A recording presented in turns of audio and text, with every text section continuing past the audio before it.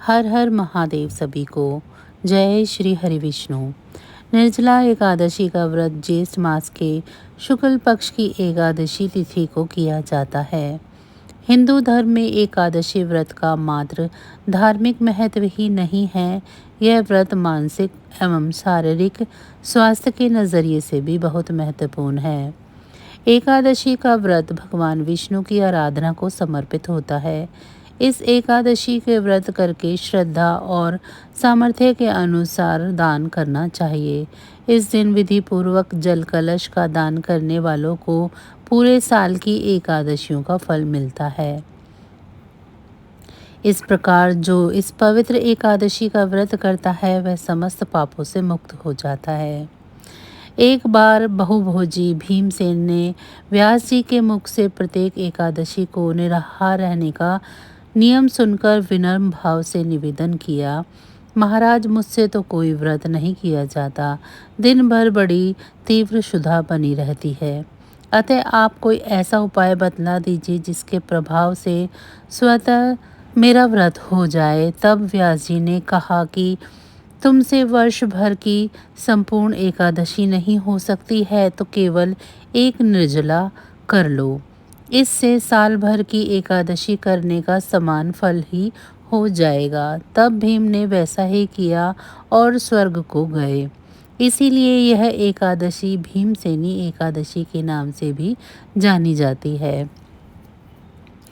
निर्जला यानी यह व्रत बिना जल ग्रहण किए और उपवास रहकर किया जाता है।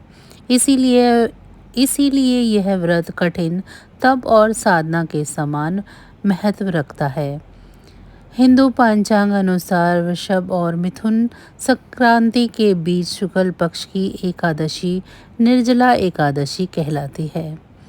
इस व्रत को भीमसेन एकादशी या पांडव एकादशी के नाम से भी जाना जाता है।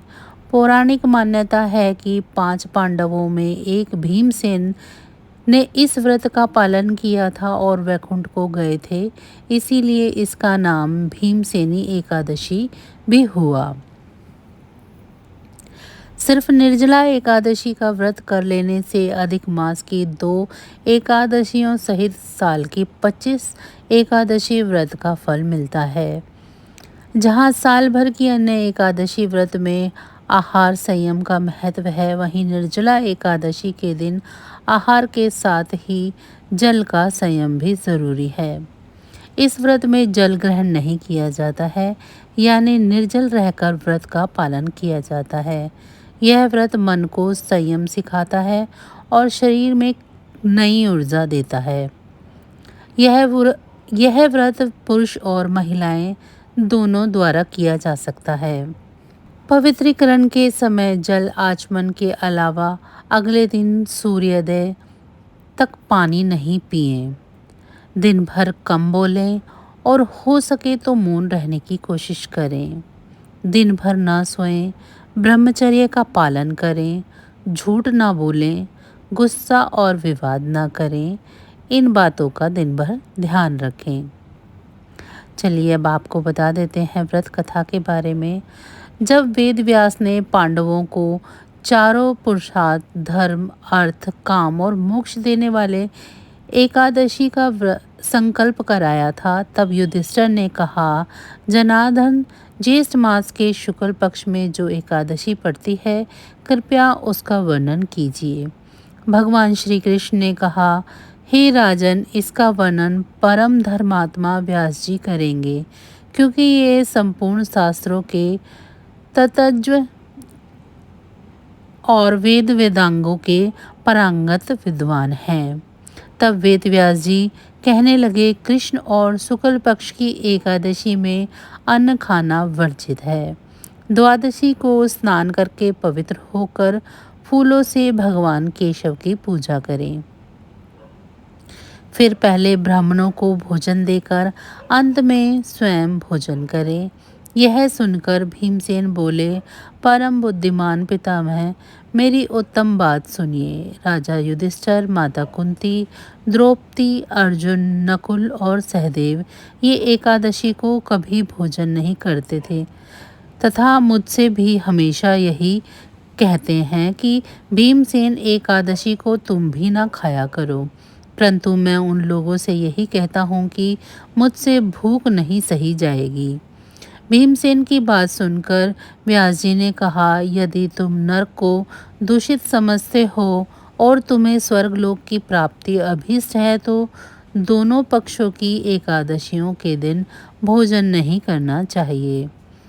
भीमसेन बोले, महाबुद्धिमान पितामह, मैं आपके सामने सच कहता हूँ, मुझसे एक बार भोजन करके भी व्रत नहीं किया जा सकता, तो फिर उपवास करके मैं कैसे रह सकता हूँ। मेरे उदर में वक्र नामक अग्नि सदा प्रज्वलित रहती है, अतः जब मैं बहुत अधिक खाता हूँ तभी यह शांत होती है। इसीलिए महामुनि, मैं पूरे वर्ष भर में केवल एक ही उपवास कर सकता हूँ, जिससे स्वर्ग की प्राप्ति सुलभ हो तथा उसके करने से मैं कल्याण का भागी हो सकूँ। ऐसा कोई एक व्रत निश्चय करके बताइए, मैं उसका यथोचित रूप से पालन करूँगा। व्यास जी ने कहा, भीम, ज्येष्ठ मास में सूर्य वृष राशि पर हो या मिथुन राशि पर शुक्ल पक्ष की जो एकादशी हो उसका यत्न पूर्वक निर्जल व्रत करो। केवल कुल्ला या आचमन करने के लिए मुख में जल डाल सकते हो, उसको छोड़कर किसी प्रकार का जल विद्वान पुरुष मुख में न डाले, अन्यथा व्रत भंग हो जाता है।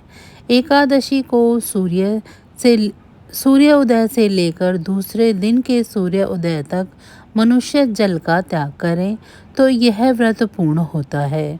इसके बाद द्वादशी को प्रभात काल में स्नान करके ब्राह्मणों को विधि पूर्वक जल और स्वर्ण का दान करें। इस प्रकार सब कार्य पूरा करके जितेंद्रिय पुरुष ब्राह्मणों के साथ भोजन करें। वर्ष भर में जितनी एकादशियां होती हैं उन सब का फल इस निर्जला एकादशी से मनुष्य प्राप्त कर लेता है, इसमें तनिक भी संदेह नहीं है।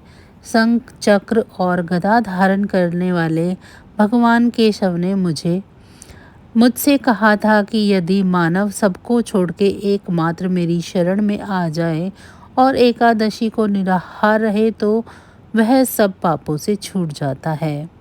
कुंती नंदन, निर्जला एकादशी के दिन श्रद्धालु स्त्री पुरुषों के लिए जो विशेष दान और कर्तव्य विहित हैं उन्हें सुनो।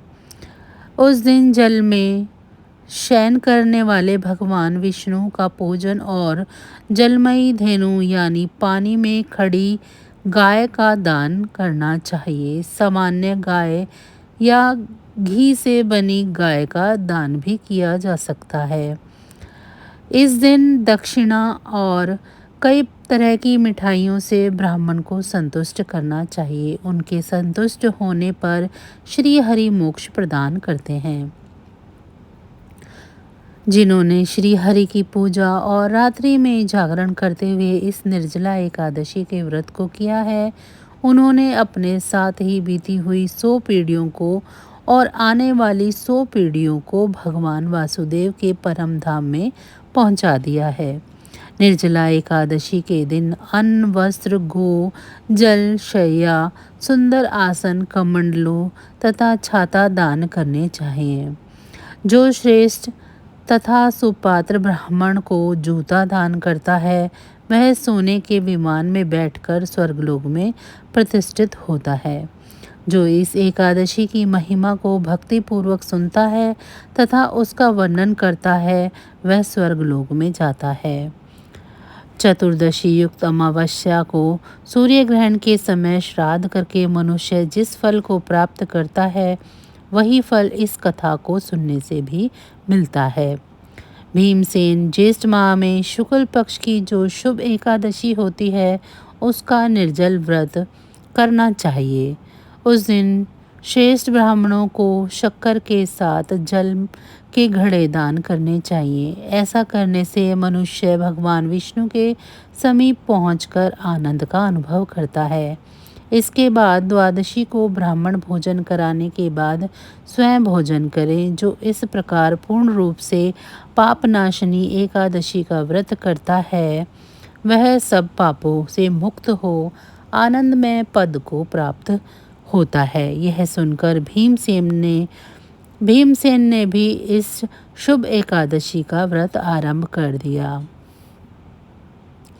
तो बस आज की जानकारी इतनी ही थी। फिर मिलेंगे हम आपको ऐसी ही किसी अन्य जानकारी के साथ अगली वीडियो में। तब तक अगर आपको मेरी ये जानकारी अच्छी लगी है तो वीडियो को लाइक करें। चैनल को सब्सक्राइब नहीं किया है तो चैनल को सब्सक्राइब कर लें और कमेंट बॉक्स में जय श्री हरि विष्णु ज़रूर लिखें। इसी के साथ साथ मुझे ये भी बताएं कि आप सभी को मेरी जानकारी कैसी लगी है। आप सभी का बहुत बहुत धन्यवाद। जय श्री हरि विष्णु।